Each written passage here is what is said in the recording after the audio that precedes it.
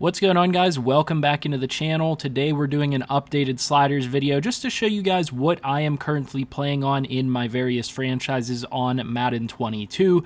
Now the goal for the sliders set is obviously to be a little bit more realistic, have a little bit more realistic gameplay, and these are for realistic rules leagues within Madden 22. Obviously these sliders aren't perfect, and I've had a lot more trouble this year finding a good slider set than in past years because of the way that the game plays, and to be honest with you, how bad Madden 22 actually can be at times.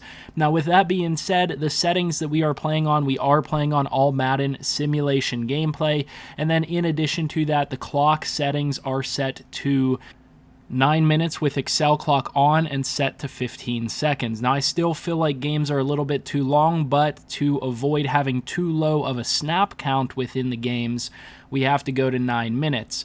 So that is where we stand in terms of the actual settings for the game. Right now we are also playing on a play call cooldown of 1, so you can't call the same play back to back, but other than that we don't really have too much else going on in terms of the actual settings of the game. In terms of the actual sliders, which is what most people are here to see on today's video, we're going to go ahead and jump to those now. Our franchise settings are set as follows. For player skill, we're going to have quarterback accuracy set at 30. I feel like this has been a pretty consistent point for us to distinguish between low overall and high overall quarterbacks. In our franchises, we want the lower overall quarterbacks, especially rookie quarterbacks and things of that nature, to miss passes pretty regular amount of the time, and really you should have to work in our leagues to get those players up to a higher overall, and that is what this achieves for us. Next up, our pass blocking is set to 10. After that, we have wide receiver catching down to 49, and this is because of the fact that I feel like it's kind of easy to pass against the CPU even on our settings, so we take our wide receiver catching down a little bit so our guys aren't catching everything that we throw their way. We more so have to find open receivers and make the correct decisions. Next on the list here is run blocking, which we have down to 44. I find that this is a pretty consistent level for us to achieve accurate rushing results. Our fumbles are set to 50. Now, in the past, we have set this up above 50. However, this is going to change depending on whether you're in a user versus CPU league or a primarily user versus user league. In a user versus user league, I recommend having this up around 70, maybe 65, maybe 60, because you want to reduce the amount of times that your players are getting unrealistic fumbles from hit sticks and things like that, because it's an unrealistic part of the game. Now, for user versus CPU leagues, again, to challenge ourselves and have the possibility of fumbling the football and making it a close game against CPU teams, we have this set to 50, which is the base. Next up is our pass coverage settings, where we have our user pass defense reaction time set to 60, our pass coverage set to 65, and our interception number set to 15. Again, this is a slider set that is going to change a little bit depending on whether you're in a user versus user or user versus CPU league. If you are in a user versus user league, I recommend setting these closer to 70, maybe 67, 68 for both pass defensive reaction time and pass coverage. However, in CPU leagues, we needed to make things a little bit more competitive and realistic the way that things work, and make it a little bit more difficult for us to intercept the CPU and cover against the CPU and give them a chance to move the football and be competitive against us. So we have pass defense reaction time down to 60 and pass coverage at 65. Likewise, for interceptions in all user leagues, it's pretty easy to get interceptions even on 15. You may want to consider dropping that lower. Finally, for users, we have tackling set to 65. Now again, this is going to be a slider that is primarily dictated against CPU teams. So whenever we're going up against CPU teams, we find it pretty difficult to actually bring down their ball carriers. That's one of the advantages that all Madden ball carriers get. And so we take the tackling up to 65 to make it a little bit more realistic and make it a little bit more competitive in that regard. In user versus user leagues, this is probably going to be lower because it's not as easy to break tackles against users.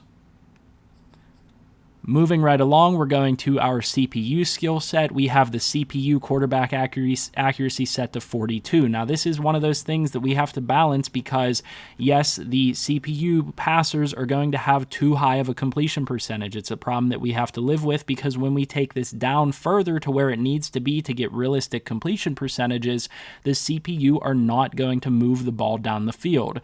So you kind of have to strike a balance. We're currently sitting at 42. This is one of the ones that is extremely hard to find the right accuracy of. Next up is going to be pass blocking set all the way down to 25.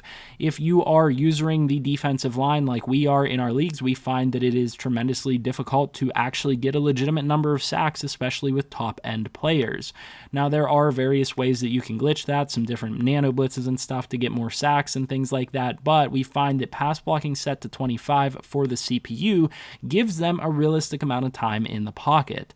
Next up is their wide receiver catching, which we also balance at 49 because we know that the CPU are going to be more accurate throwing the football. We take their wide receiver catching down a point in order to prevent them from catching every pass.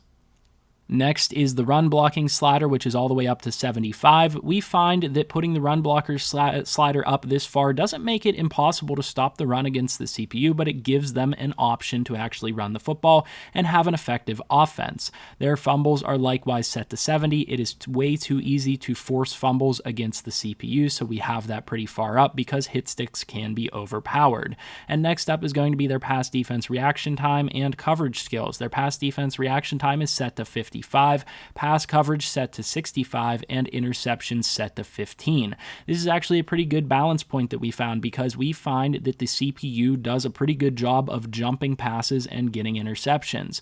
So if you have their pass defense reaction time set a little bit lower than we do for users or than we set their pass coverage, they're going to still have good pass coverage, but they're not going to jump they're not just going to jump every single ball that's thrown and get a nice interception on it. Likewise, we turn interceptions down so that they sometimes bat the ball and don't just straight up intercept it. And finally, we have tackling set to 50. Beyond that, we have field goal power set to 50, field goal accuracy at 45, punt power at 55, punt accuracy at 40, kickoff power at 55, injuries up to 30, which was from 25, I believe, before to get a little bit more injury throughout the season, fatigue set to 65, and the minimum player speed threshold back down to 50. Now, we messed with the minimum player speed threshold, setting it down, setting it up, and really there were a bunch of negatives that came from adjusting that in both directions. I wasn't a fan of the negatives on either side, so we put this back to the base of 50 because it's the only spot that we found that has some reasonable amount of balance. And finally, on penalties, our offside is set to 85, false start 80, holding 65, face mask 50, defensive pass interference 75, and then 50 for illegal block in the back and 50 for roughing the passer. Everything else is set to on, and this is the same penalty slider set that we've been running all season, and we find it to be a very realistic amount of penalties that we see called each game. So that'll do it for our actual slider set, but let's go ahead and take a look at our auto sub sliders real quick for you guys. I wanted to show you what's going on with my auto subs.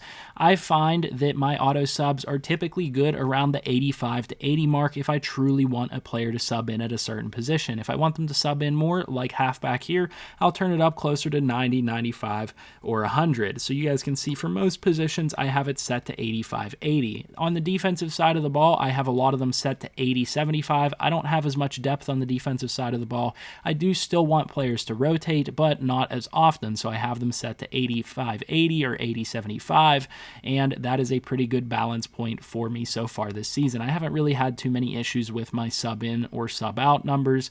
I am experiencing the issue because of season fatigue where certain players will sub out and then not sub back onto the field, but I haven't experienced that issue as much as everybody else has been experiencing it.